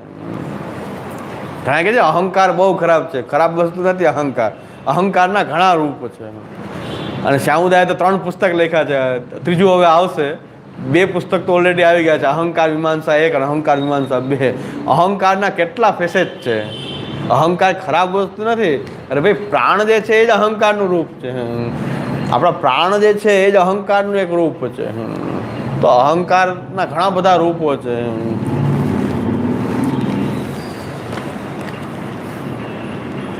હવે આપણે આ વારસો આપણે ક્યારે ચિંતન કરીએ, અહંકારનું ચિંતન આપણે ક્યારે કરી શકીએ? તો પૂજ્ય શ્યામુદાય 2 ભાગ તો આવી ગયા, ત્રીજો ભાગ જે તૈયાર થાય છે, અહંકાર મીમાંસાનો ત્રીજો ભાગ, અહંકારનું ત્રીજું નિરૂપણ. તો ખાલી અહંકારનું આટલું આપ્યું છે. આ વારસો શા માટે સ્વીકારવો નહીં? કે આ ચિંતન આપણને આપણા પૂર્વાચાર્યો કરીને આપી રહ્યા છે, તો એ વારસો તો સંપ્રદાયમાં છે, તો વારસો મળે છે. તો એ વારસો આપણે ગૌરવથી સ્વીકારવો જોઈએ કે તો આપણને આપણા પૂર્વાચાર્યો એટલું ચિંતન કરી. અને જો મઠરી મોંથાના ધંધા બધા રેચા પેચા હોય તો આ ચિંતન ક્યારે થાય? મઠરી મોંથાનો ધંધો ઉપાડ્યો છે, વૃજયાત્રાનો ધંધો, મઠરી મોંથાનો ધંધો, 56 ભોગનો ધંધો. આ ધંધાની અંદર પ્રવૃત્તિ, આ ધંધાથી થઈ ગયા. આપણે બ્રાહ્મણ ન રહ્યા, વૈશ્ય વૃત્તિ થઈ ગઈ. બ્રાહ્મણ બધા વૈશ્ય બની ગયા. બ્રાહ્મણ વૈશ્ય બની ગયા, એ ધંધો કરવા માંડ્યા. બ્રાહ્મણ તો બ્રહ્મનું ચિંતન કરે, વેદનું ચિંતન કરે, શાસ્ત્ર ચિંતન કરે, અધ્યયન કરે, અધ્યાપન કરે, એ બ્રાહ્મણ કહેવાય. બાકી ધંધો કરે, ધંધો કરનારા વૈશ્ય વૃત્તિ થઈ ગયું. બ્રાહ્મણો બધા વૈશ્ય વૃત્તિ કરનારા થઈ ગયા. આચાર્યો, આપણા ધર્માચાર્ય બધા વૈશ્ય અને શુદ્ર વૃત્તિ, શુદ્રથી નીચી વૃત્તિ. દેવલક વૃત્તિ એ શુદ્રથી નીચી વૃત્તિ. દેવલક વૃત્તિ, દેવલક વૃત્તિ એટલે દેવ પૂજાનો ધંધો કરવો, એ દેવલક વૃત્તિ એમ લે છે, ચાંડાલ જેવી વૃત્તિ. તો વૈશ્ય વૃત્તિ સારી, એના કરતાં નીચી અવસ્થા થઈ ગઈ. દેવ પૂજાનો ધંધો કરવો એ વૈશ્ય વૃત્તિ નથી. હો, દેવ પૂજાનો ધંધો કરવો એ વૈશ્ય વૃત્તિ નથી, એ તો ચાંડાલ વૃત્તિ છે. 4 વર્ણની બહારની વૃત્તિ છે, ચાંડાલ વૃત્તિ છે. તો ચાંડાલ વૃત્તિ કરવા માંડ્યા એ આચાર્ય મહાપ્રભુજીના વંશજો ચાંડાલ વૃત્તિ કરવા માંડ્યા. અને મઠરી મોંથા ધંધા, હવેલીના ધંધાઓ, યજ્ઞના ધંધા, હવેલીના ધંધા, કથાનો ધંધો, એ ચાંડાલ વૃત્તિ થઈ ગઈ આપણે. તો હવે આ ચિંતન ક્યારે કરે? આ ધંધામાં જ પડી ગયા, ઉદર પોષણના ધંધામાં પડી ગયા. ખાલી પૈસા કમાવાની ચિંતા, ઉદર પોષણ કરવાની ચિંતામાં જો બધા પડી જાય તો પછી આ બધું ચિંતન થઈ શકે નહીં. તો આપણા આચાર્યો જે છે આમાંથી મુક્ત થઈ અને નિરંતર આવું ચિંતન કરે છે. તો પૂજ્ય શ્યામુદાએ પણ પોતાના જીવન પર્યંત આ ચિંતન કર્યું. તો આપણને અહંકાર મીમાંસા 1, અહંકાર મીમાંસા 2 અને ત્રીજી તૈયાર થાય છે. જે પુસ્તક આવશે, પુસ્તકાકાર જ્યારે પ્રકટ થશે તો એ પુસ્તકાકાર ઉપર અહંકારનો ત્રીજો પાર્ટ પર, અહંકાર એક જ વસ્તુ પર આટલું વિવેચન આપણને પ્રાપ્ત છે. આપણા બીજા કોઈ સંપ્રદાયની અંદર પ્રાપ્ત છે કે નહીં, શંકાનો વિષય છે. એટલું આપણે ત્યાં પ્રાપ્ત છે. તો એનું ગૌરવ હોવું જોઈએ. પણ એ ગૌરવ આપણે લઈ શકતા નથી, કારણ કે આપણે વાંચવું નથી. આમાં તપશ્ચર્યા છે, વાંચવું ને વિચારવું ને બુદ્ધિને ચલાવવી, ભગવાને બુદ્ધિ આપી એનો ઉપયોગ કરવો. અને ખાલી આસન ઉપર, ગાદી તકિયા ઉપર બેસી જવું એ બહુ સહેલું છે. ગાદી તકિયા ઉપર બેસી જાય મોટા મહારાજ છે કે ન કાંઈ બોલાય ન ચલાય, કોઈ છત્ર લગાડી લે ને કોઈ કાંઈ કરી લે ને, એટલે એ બધા ખોટા ઇમ્પ્રેશન ઊભી કરવાની વાત છે. છત્ર ચમરથી લોકોને એમ લાગે કંઈક મોટા વ્યક્તિ હશે, પણ કાંઈ એવું હોતું નથી. આચાર્યની મહત્તા જ્ઞાનથી હોય છે. છત્ર ચમરથી હોય તો એ છત્ર ચમરની મહત્તા છે, આચાર્યની મહત્તા નથી. આપણા આચાર્યો કાંઈ છત્ર ચમર રાખતા નહોતા. એને જ્ઞાનની મહત્તા છે. આચાર્ય પાસે શાસ્ત્ર જ્ઞાન છે, એની મહત્તા હોય. છત્ર ચમર રાખવા અને ખોટી વીઆઈપી કલ્ચર ઊભી કરી દેવી ને એ ખોટો ભબકો છે. કારણ કે એ લોકોને ક્યારેય આ જ ચિંતન કરવું નથી. જે આ પરંપરાઓથી ચિંતન કરનારા આચાર્યો પણ છે એને ભબકાની જરૂર નથી હોતી. એનું જ્ઞાન જે છે એમાં પોતાને વિશ્વાસ છે, પોતાની પ્રતિભામાં જેને વિશ્વાસ છે ને વિશેષણ લગાડવા ન પડે. ઓલા વિશેષણ લગાડે, અનંત શ્રી વિભૂષિત ને આચાર્ય વર્ય જગત ગુરુ ને ફલાણા પીઠાધીશ્વર ને મઠાધીશ્વર ને ફલાણા મહામંડલેશ્વર, એ બધી ખોટા ભબકા. એટલે ભબકા ભારી ભેજા ખાલી ભબકો ભારી રાખે આમ કે જાણે ઓમ લાગે આ આચાર્ય કાંઈક મોટા મહાન આચાર્ય છે. ભાગ્યમાં આચાર્યોની જે મહત્તા જે છે એ જ્ઞાનથી હોય છે, શાસ્ત્રથી હોય છે અને પોતાની સાધનાથી હોય છે, ભક્તિથી હોય છે. આ બધાય તત્વ ન હોય તો ખાલી ખોટા ભબકા ઊભા કરવાના વાત છે. અત્યારે આપણો સંપ્રદાય આ લેવલ ઉપર ચાલી રહ્યો છે કે બધા આ લેવલ ઉપર કામ કરી રહ્યા છે. શાસ્ત્રની અંદર બ્રજયાત્રાનો ધંધો કરવો, વ્રજયાત્રાનો ધંધો કરવો, કોઈ પણ તીર્થયાત્રાનો ધંધો કરવો એ શાસ્ત્રમાં એમ કીધું છે કે સૌથી મોટું પાપ છે. માતૃગમનનો દોષ લાગે છે. પુરાણો એમ કહે છે માતૃગમનનો દોષ લાગે છે. અને વ્રજયાત્રામાંથી આપણે લોકો પૈસા કમાવા માંડ્યા. લીલી પરિક્રમા ઉપડે છે ને અને એમાં ઘણા સિદ્ધાંતવાળાની મોહ તો જાગે છે. પાલમાં એ જે આવે તો ખરા આનંદ કરી આવે ખરા. તો કારણ કે સિદ્ધાંતવાળાને ખાલી સિદ્ધાંતનો ભપકો જ છે. એ મને ખબર પડે છે. મને ખબર છે આ સિદ્ધાંત કરીને કેટલાક વૈષ્ણવ આવે ખોટો ભપકો કરી રહ્યા છે. અંદર વૃત્તિ પાછી ઓલી જ છે, ગમે છે ઓલું જ બધું. અને ક્યારેક બહાર આવી જાય તો આવી જાય પણ ચાલે. કારણ કે મન તો એવું છે ને. તો વ્રજયાત્રા જે થઈ રહી છે એ કોમર્શિયલ વ્રજયાત્રા થઈ રહી છે. એમાં આપણે જોડાવવું તો શું મહાપ્રભુજીનો દ્રોહ નહીં થાય? મહાન પાપના ભાગીદાર તો છીએ ને. પછી કઈ મહારાષ્ટ્રી પાપ કરે છે એવું નથી. જેટલા એમાં જોડાય એ બધા પાપ તો કરી જ રહ્યા છે, ભાગ તો આપી રહ્યા છે ને.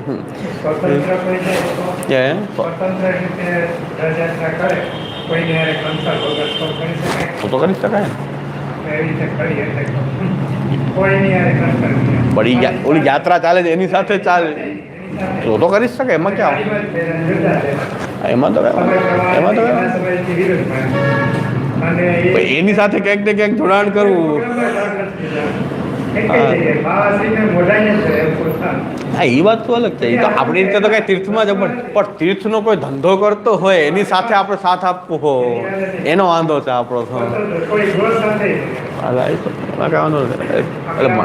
મને ખબર નથી વાતો કોણ ગયું હતું એ મને ખબર નથી, પણ જાતા હોય છે ઘણા લોકો.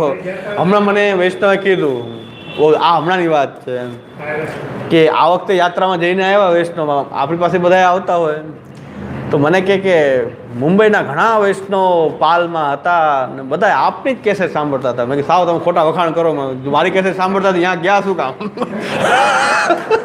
તો મેં કીધી સાવ ખોટી, હું જરાય પ્રભાવિત થતો નથી. તો મને એમાં ખબર પડી કે હવે બે વાતો કરતા હોય પણ મેં કીધું મને સારું લગાવવાની કાંઈ જરૂર નથી. મેં કીધું મારું સાહેબ હું તો આ કંઈ કહેતો અહીંયા પાલમાં જોડાણા ને પાલમાં ગયા હોય ને યાત્રા પૂરી કરતા હોય અને પાછા તમારી જ કેસે સાંભળે છે. મેં કીધું તો સાવ ખોટી વાત છે. અને મને ઉલટાની શરમ આવે છે મારી કેસે સાંભળે અને આવું કરતા હોય તો પછી આનો પછી ત્યાં સાંભળવી. અને પાછું હું તો એ જ કહું છું કે આ પાપ છે, પાપ કર્મ છે.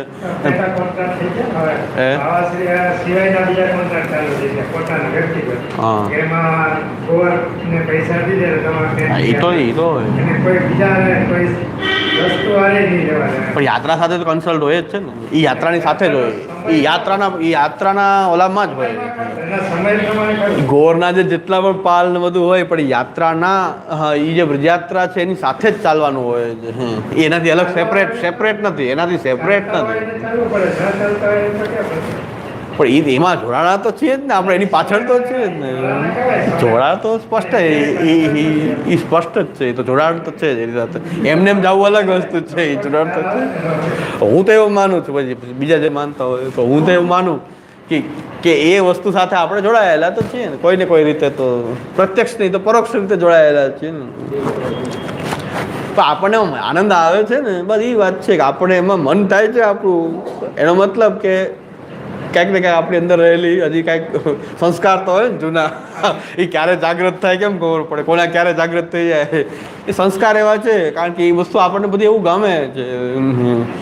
એવું વૃત્તિ આપણી અંદર હોય જ છે ને. આપણને એવું સહજ ગમવા માંડે એમ. એટલે આપણે કંટ્રોલ ન રાખીએ તો સહજ આપણી વૃત્તિ તો એવી જ હોય છે. દોડવું તું ને ઢાળ મળે એટલે થઈ જાય એવું. પણ પુષ્ટિ માર્ગીઓ યાત્રા ઉપાડે એના કરતાં મર્યાદા માર્ગીઓ યાત્રા ઉપાડે છે ને ખૂબ ભક્તિભાવપૂર્વક ઉપાડે છે. ભક્તિભાવપૂર્વક ઉપાડે છે અને એની યાત્રાઓ પર યાત્રાઓ થાય છે. મર્યાદા માર્ગીઓ ઘણા આપણા કરતાં સારી યાત્રાઓ ઉપાડે છે કારણ કે એ કોમર્શિયલ નથી અને ફ્રી ઓફ પણ કેટલા લોકો જે લોકો પૈસા ન ભરી શકે એને ફ્રી ઓફ યાત્રા કરાવે છે. આપણે ત્યાં તો કેવલ પૈસાનું આદાન પ્રદાન છે, બીજી કંઈ વાત હવે રહે જ નથી. એટલે કારણ કે જેટલા પણ ચોબા લોકો જે પાલ રાખીને અલગ પોતાનું મેનેજમેન્ટ કરતા હોય છે એ વ્રજયાત્રાથી અલગ હોય પણ ચાલે છે એની પાછળ. એની સાથે જ એને બધું જોઈન્ટ પણ એની સાથે જ હોય. હકીકતમાં ચોબા લોકોને અધિકાર છે કારણ કે એ તીર્થના જે પુરોહિતો જે છે એને તીર્થની અંદર દાન લેવાનો અધિકાર છે. એના સિવાય બીજા કોઈ બ્રાહ્મણોને નહીં. એટલે એ લોકો કરતા હોય તો કંઈ વાંધાજનક નથી, પણ આપણે લોકો કરીએ છીએ એ તો ખોટું જ કરીએ છીએ. તીર્થમાં જઈને દાન લેવું એ નિષિદ્ધ છે. તીર્થની અંદર તીર્થનો પુરોહિત લઈ શકે છે, એના સિવાય બીજા કોઈ નહીં. શાસ્ત્રએ વ્યવસ્થા કરી, જો તીર્થનો પુરોહિત નહીં લે તો તેની આજીવિકા નહીં ચાલે. શાસ્ત્રએ વિચાર્યું છે કે એ તો ત્યાં જ રહેવાનો છે. તો તીર્થના પુરોહિત સિવાય તીર્થયાત્રાનું કોઈને પણ લેવાનો અધિકાર નથી. આપણે ત્યાં લેવામાં આવે છે, એટલે આ બધું ચાલે છે, ચાલવા દે.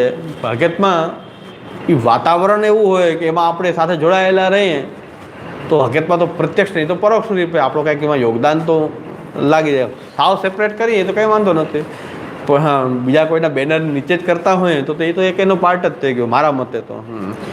એટલે મજા આવે, આપણને ગમતું હોય છે આપણને. પણ મહાપ્રભુજીનો જે માર્ગ જે છે, હવે કોણ રહી જશે એ સવાલ છે. અત્યારે એટલું બધું ચાલે છે, એમાં મને સૌથી વધારે બીક આ સિદ્ધાંતવાળાની વધારે બીક છે મને તો. કારણ કે સિદ્ધાંતવાળા કે બોલવાના સિદ્ધાંત ગમે છે બધું બોલું જ. આવી ગયા છે બિચારા, અહીં મૂંઝાઈ જાય પછી. આવી તો ગયા, હવે અહીં મૂંઝારો થાય કે અહીં તો કાંઈ નહીં કરવાનું, ખાલી ગ્રંથ જ વાંચવાનું, આમાં મજા આવતી નથી. હવે આ બુદ્ધિનું ચિંતન કરવું, અહંકારનું ચિંતન કરવું અને ઠાકોરજીની ઘરમાં સેવા કરવી તો મૂંઝાઈ જાય આપણે. એટલે લોકોને ક્યાંક ને ક્યાંક રસ્તા પાછા શોધતા હોય છે. એટલે એવું ચાલે.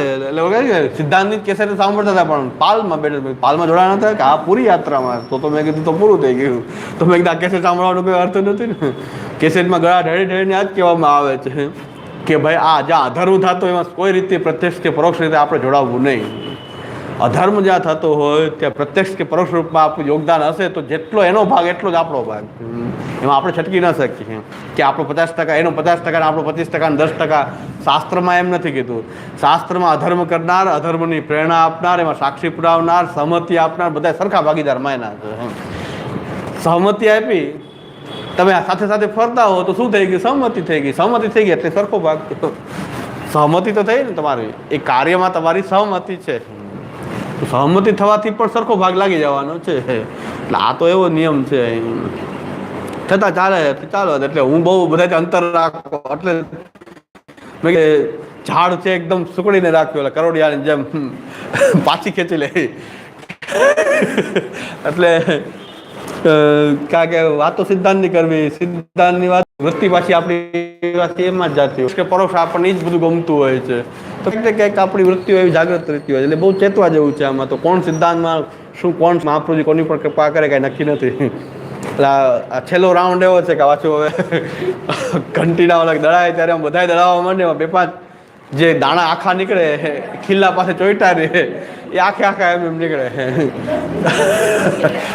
એટલે બાકી ઘંટીનો દળ પણ તો ચાલે જ છે. એટલે આપણે પીસાવવું હોય તો પીસાય, અને મહાપ્રભુજીના માર્ગને પકડીને રહીએ તો આખી ઘંટી પીસાઈ જાય છતાં એ દાણા આખા ખીલ્લા પાસે આખા નીકળે એમ. તો એ કોણ નીકળી શકે? આ પીસાવવાનું તો બધા માટે લાગ્યું પડ્યું જ છે. કોણ નીકળી શકે એ સવાલ છે. એટલે અહંકારનું બુદ્ધિ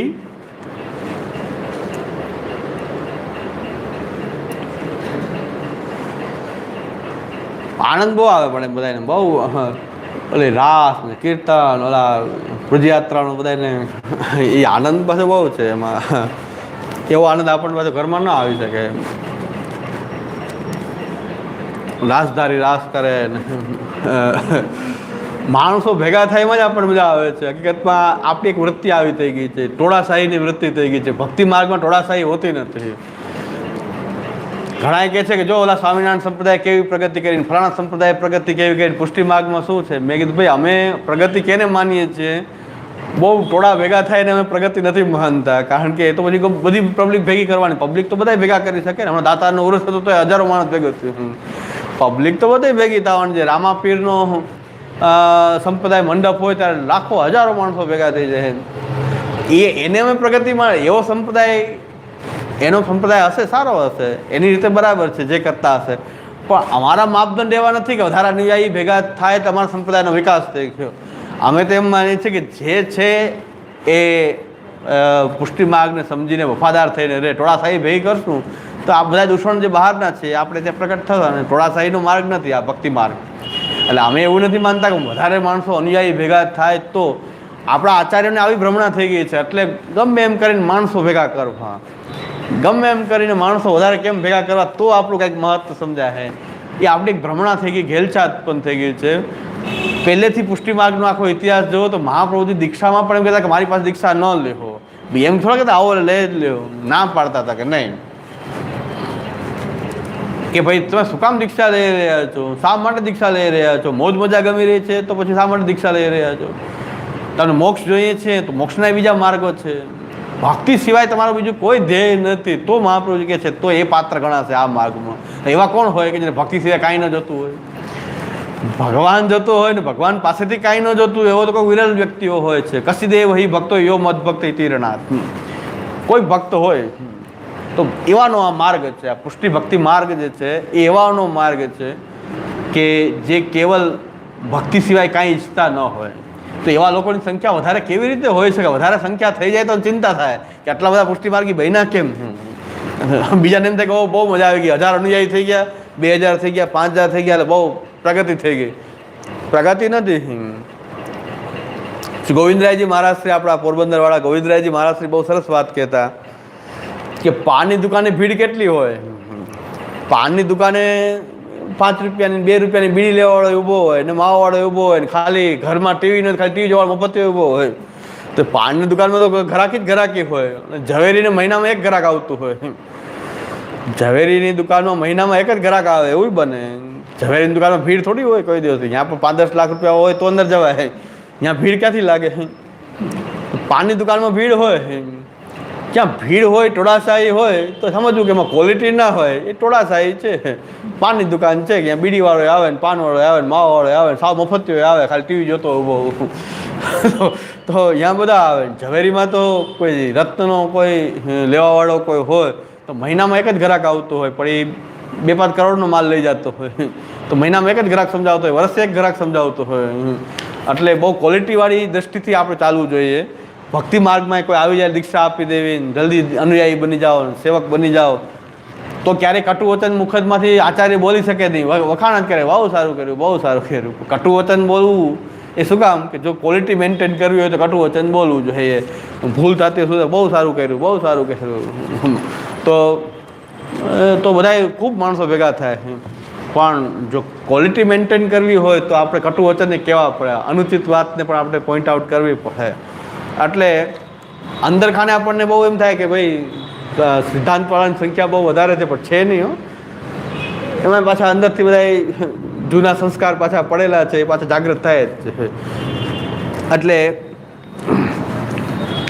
હમણાં મને ઘણું સાંભળવા મળે છે એવું કે જાહેરમાં કથાકારોની, ભાગવત કથાકારોની જે ભાગવત જે છે પૈસા લઈને દક્ષિણાથી ભાગવત વાંચતા હોય એની કથા આપણે ત્યાં સાંભળાતી નથી. તો સિદ્ધાંતવાળાને પાછી ગમે તો ખરી, એ છુપીને સાંભળે. સાંભળવામાં મજા તો બહુ, કારણ કે રસપ્રદ તો એ હોય ને, રસપ્રદ હોય એટલે બહુ આનંદ આવતો હોય. કથાકારોની કથા એ ખૂણે ખાતરે સાંભળતા હોય. પણ આપણે ત્યાં મહાપ્રભુજી ના પાડે છે કે જે કથા દ્રવ્ય આપીને દ્રવ્ય લઈને ઉદર પોષણાર્થ કોઈ કથા કરતો હોય તો એ કથા જ નથી. પહેલાં તો એ કથા છે જ નહીં. ત્યાં કોઈ પણ પ્રકારની ભગવત કથા જ નથી. તો અત્યારે લાફડો ફાટ્યો કથાકારોનો, એમાં ક્યાંય કથા જ નથી, ભગવત કથા નથી, ઉલટાનું દુસંગ રૂપ છે. કારણ કે પોતાની અંદર સંસાર ભરેલો છે તો એ બીજામાં સંસાર જ પ્રકટ કરવાનો છે. પોતાની અંદર જો ભક્તિભાવ નથી તો બીજામાં ભક્તિભાવ ક્યાંથી કથાથી પ્રકટ કરવાનો છે? પણ એ બધા અત્યારે મહાન સંત કહેવાય, એ કથાકારો મહાન સંત કહેવાય. પણ કથાકારો આપણે ત્યાં અસ્પૃશ્ય છે, એનો સંગ કરવા લાયક નથી. કથાકારોનો સંગ આપણે ત્યાં વર્જિત છે મહાપ્રભુજીના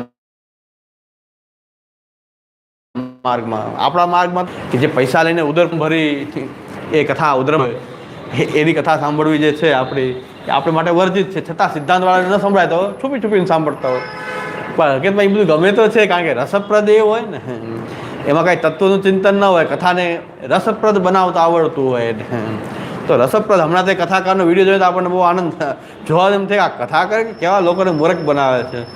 સીતાજીના વિદાયનો પ્રસંગમાં એવો રડે છે, એવો રડે છે, ગજબ ના કે એક વિડીયો આવ્યો છે. એ વિડીયો જોઈને આપણે કે આ કથા કઈ પ્રકારની કથા, એટલો રડે, આમ પછાડ ખાઈને રડે. સીતાજીની વિદાય થતી એ જોવાલાયક વિડીયો આવ્યો છે કથાકારનો, કે એવો રડે છે કથાકાર કે સીતાજી વિદાય થતી વખતે એવું કરુણ વાતાવરણ ઊભું કરે આખું. હકીકતમાં આ બધું એ કથા જ નથી. મહાપ્રભુજીના મતે આ કોઈ કથા નથી. આ બધું આ જે છે ટોળા ભેગા કરવાની રીત છે, ટોળાશાહી છે. આ બધી ટોળાશાહી ચાલી રહી છે, ચાલવા દે. અને એ ટોળાશાહીમાં આપણે તણાવવું કે ન તણાવવું એ આપણા હાથની વાત છે. ટોળાશાહીથી દૂર રહેવું અને આપણા માર્ગના એટલા ગ્રંથો આચાર્યોએ આપેલા છે, આમાં કંઈક રસ પ્રકટ થવો જોઈએ કે આચાર્યોએ એટલો પરિશ્રમ કર્યો તો આમાં કેમ રસ પ્રકટ થાય, બીજી જગ્યાએ રસ લાગે. આટલો સમયનો વેડફાટ કરીએ, શક્તિનો વેડફાટ કરીએ. તો અહંકાર જે છે એનું જે પ્રાણ અને બુદ્ધિ એ બે પ્રકારથી અહંકારના બે રૂપ જે છે. અને આ અહંકારમાંથી ઇન્દ્રિયો, તન્માત્રા અને મન એ બધું અહંકારમાંથી પ્રકટ થાય છે. હવે અહંકારમાંથી પ્રકટ થતા તત્વો જે છે એમાં તન્માત્રાઓ જે છે તો શબ્દ, સ્પર્શ, રૂપ, રસ અને ગંધ. એ શબ્દ તન્માત્રા પહેલું છે શબ્દ. એ શબ્દ જે છે એ કાનથી જે સાંભળવામાં, જેના ધર્મો સાંભળવામાં આવે છે એને શબ્દ કહેવાય છે. કાનથી જેના ધર્મો સંભળાય છે એને શબ્દ કહેવાય છે, શબ્દ તન્માત્રા કહેવાય છે. કાનથી જેના ધર્મ, એ શબ્દના ધર્મો જે છે એ કાનથી આપણને સંભળાય છે એ શબ્દ તન્માત્રા છે. હવે શબ્દના ધર્મો ક્યાં? તો એમાં તારત્વ, મંદ્રત્વ, મૃદત્વ, કર્કશત્વ, આ બધા શબ્દો કેવા છે? કોઈ કર્કશ શબ્દ છે, કોઈ બહુ તાર સ્વર છે, કોઈ મંદ્ર સ્વર છે, કોઈ ઊંચો તાર સ્વર, કોઈ મંદ્ર છે. આ બધા ધર્મો કેના છે? શબ્દના છે. તો જેના ધર્મોનું તમે શ્રવણ કરો છો, તમને શું સંભળાય છે? તારત્વ સંભળાય, કોઈનું તાર કર્કશત્વ સંભળાય, પણ એ કોના ધર્મ છે? શબ્દના. એ તન્માત્રા, એ શબ્દ તન્માત્રા છે. અને શબ્દ તન્માત્રાની પાછી વિશેષતા, કોઈ શબ્દ જે છે એ દ્રશ્ય જે છે એનું જ્ઞાપક પણ હોય છે. શબ્દ દ્રશ્યનું જ્ઞાપક હોય છે. શબ્દથી દ્રશ્યનું, શબ્દ જે છે એ દ્રશ્યનું જ્ઞાપન કરાવે છે, જ્ઞાપક છે. કેવી રીતે? કોઈ બોલે ચોર ચોર ચોર એમ કોઈ બોલે તો આપણને શબ્દ જ સાંભળ્યો ચોર તો આપણને ચોર દેખાવા માંડે. હાથી હાથી હાથી કહે તો કે હાથીનું ચિત્ર આપણી સામે ઊભું થઈ જાય. હાથી હાથી હાથી અવાજ આવે તો આપણે હાથી દેખાવા માંડે. તો શબ્દ જે છે એ દ્રશ્યનું જ્ઞાપક છે. કોઈ દ્રશ્ય સામે ઊભું કરી દે શબ્દથી, કોઈ એ દ્રશ્ય ઊભું થઈ જાય. એની માટે ઉદાહરણ આપે છે કે નીચે જુઓ વીછી છે તો આપણે તરત વીછી દેખાવ, ન દેખાતો હોય તો વીછીનું જ્ઞાન થઈ જાય, વીછી આપણી સામે ઊભું થઈ જાય. ધ્યાન રાખજો, પગ પડી જાય વીછી છે તો આપણે વીછી જેવું કાંઈક જોયું હોય તો આપણે મગજમાં આવી જાય તરત. તો શબ્દ બોલ્યા વીછી તો એનું દ્રશ્ય સામે ઊભું થઈ જાય. તો શબ્દ જે છે દ્રશ્યનું જ્ઞાપક છે. આ શબ્દના લક્ષણ છે. તો શબ્દને સમજવા માટે શબ્દની તન્માત્રા છે, એના કર્કશત્વ, તારત્વ, મંદ્રત્વ જે છે એ બધા એના ધર્મો છે. અને એ ધર્મોનું આપણે શ્રવણ કરીએ છીએ એ તન્માત્રા છે. જેના ધર્મ છે એ શબ્દ તન્માત્રા છે.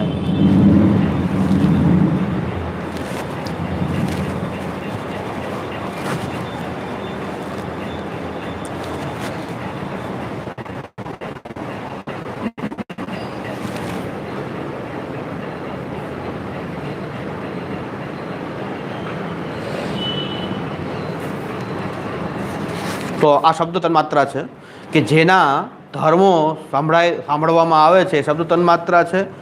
અને શબ્દ છે એ દ્રશ્યનું જ્ઞાપક હોય છે, એનાથી દ્રશ્ય આખું ઊભું થઈ જતું હોય છે.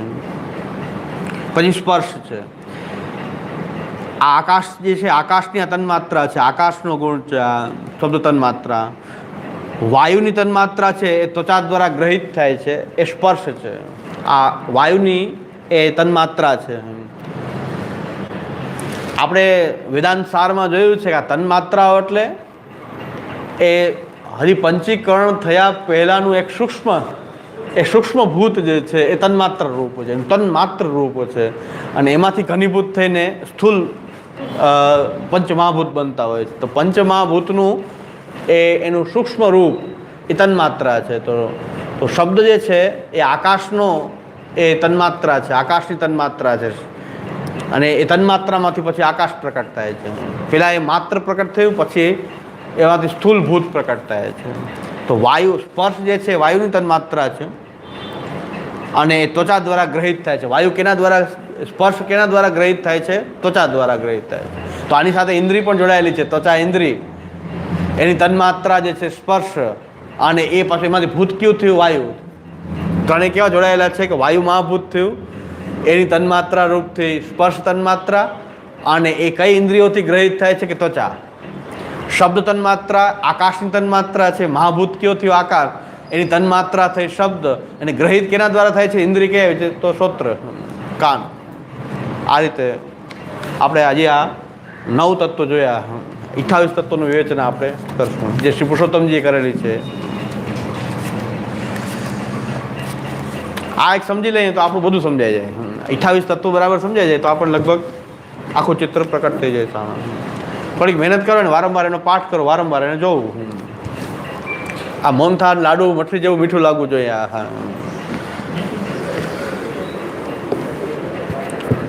દ્રઢઈન ચરણ કેરો ભરો, દ્રઢઈન ચરણ શ્રી વલ્લભ નખ ચંદ્ર છટા, સબ જગ માં જ અંધેરો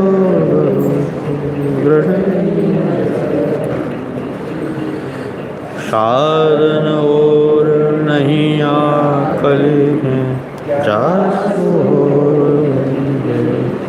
सूर्य कहा कहे द्विविधयानो, बिना मोल को चेरो भरोसो, दृढ़ चरणन केरो भरोसो. श्री वल्लभा, श्री गोपीनाथ जी, श्री गोसाई जी